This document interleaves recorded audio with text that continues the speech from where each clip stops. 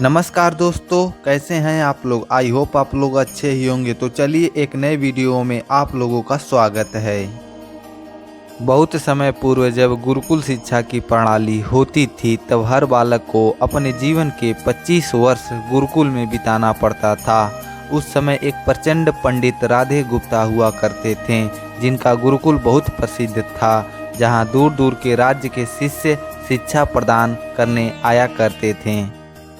बात उन दिनों की है जब राधे गुप्त की उम्र ढलने लगी थी और उसकी पत्नी का देहांत हो चुका था। घर में विवाह योग्य एक कन्या थी। राधे गुप्त को हर समय उसकी चिंता सताती रहती थी।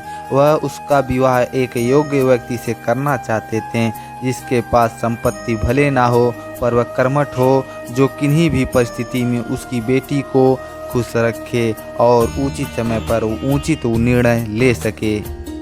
एक दिन उनके मस्तिष्क में एक ख्याल आया और उन्होंने इस परेशानी का हल सोचा कि क्यों ना वो अपने खुद के शिष्यों में से ही योग्य वर की तलाश करें। उनसे बेहतर उनकी बेटी के लिए और क्या हो सकता है। इस कार्य के लिए उन्होंने बुद्धिमान की परीक्षा लेने के लिए निर्णय लिया और सभी शिष्यों को एकत्र किया।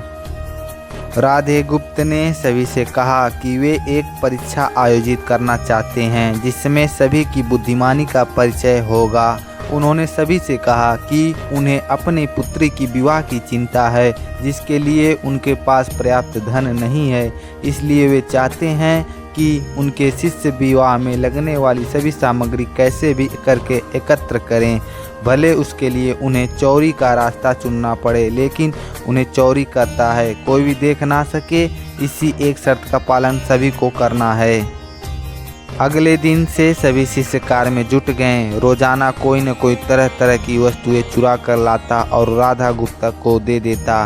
राधा गुप्त उन्हें एक विशेष ध्यान पर रख देते, क्योंकि कुछ परीक्षा के बाद ये सभी वस्तुएं उनका मालिक हो वापस करना जरूरी था, क्योंकि वे अपने शिष्यों को सही ज्ञान देना चाहते थे।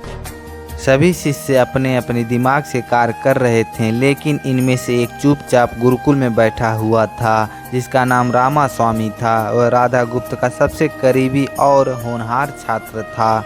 उसे ऐसा बैठ देख राधा गुप्त ने इसका कारण पूछा।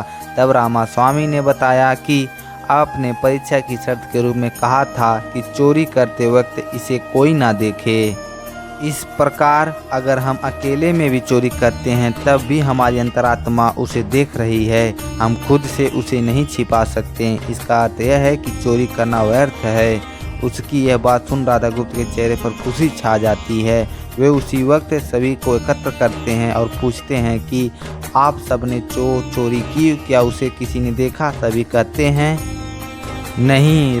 तब राधा गुप्त कहते हैं कि क्या आप अपने अंतरात्मा से भी इसे चोरी को छिपा सकते हो। सभी को बात समझ आ जाती है और सबका सिर नीचे झुक जाता है, सिवाय रामा स्वामी के। राधा गुप्त रामा स्वामी को बुद्धिमानी की परीक्षा में अव्वल बताते हैं और सभी के सामने कहते हैं कि यह परीक्षा मेरी पुत्री के लिए उचित वर तलाशने के लिए रखी गई थी। इस प्रकार मैं रामा स्वामी का विवाह अपनी पुत्री के साथ तय करता हूँ। सभी के खुशी से झूम उठते हैं। साथ ही चुराई हुई हर एक वस्तु को उसके मालिक को सौंप विनम्रता से सभी क्षमा मांगते हैं।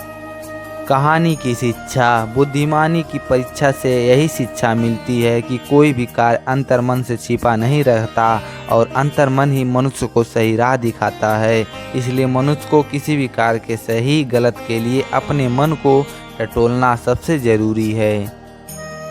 और आज मनुष्य ने अंतरात्मा की आवाज़ सुनना बंद ही कर दिया है, इसलिए वो गलत रास्ते पर जा रहा है। हमारी अंतरात्मा कभी हमें गलत राह नहीं दिखाती।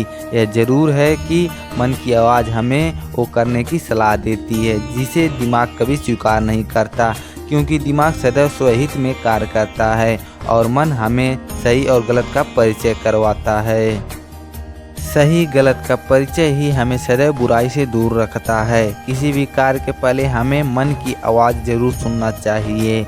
इस परीक्षा के जरिए राधा गुप्त ने अपनी पुत्री के लिए एक उचित वर भी तलाश लिया और शिष्यों को जीवन का अमूल्य ज्ञान दिया।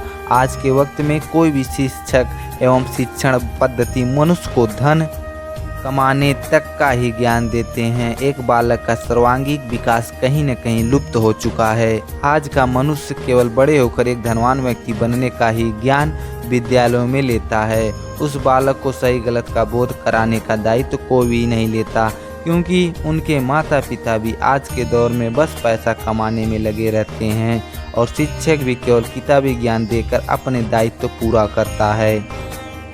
यह छोटी छोटी कहानियों व्यक्ति को सही गलत सिखाने में अहम भूमिका निभाती है, लेकिन आजकल इसके लिए भी वक्त मिलना मुश्किल है। यह एक गंभीर समस्या है जिसके फलस्वरूप आज के बच्चे आसानी से गलत राह पर चलने लगते हैं और उन्हें इसका ज्ञान तब होता है जब वे पूरी तरह से ग्रस्त हो जाते हैं। अतः जरूरी है कि सभी आज की पीढ़ी को ज्ञानवर्धक बातें भी सिखाई जाए। तो ये वीडियो आप लोगों को कैसा लगा? आई होप आप लोगों को अच्छा ही लगा हो। तो ये वीडियो आप लोगों को जरा सा भी अच्छा लगा हो तो मेरे वीडियो को लाइक और चैनल को सब्सक्राइब करना ना भूलें। तो चलिए मिलते हैं अगले वीडियो में, तब तक के लिए जय हिंद जय भारत।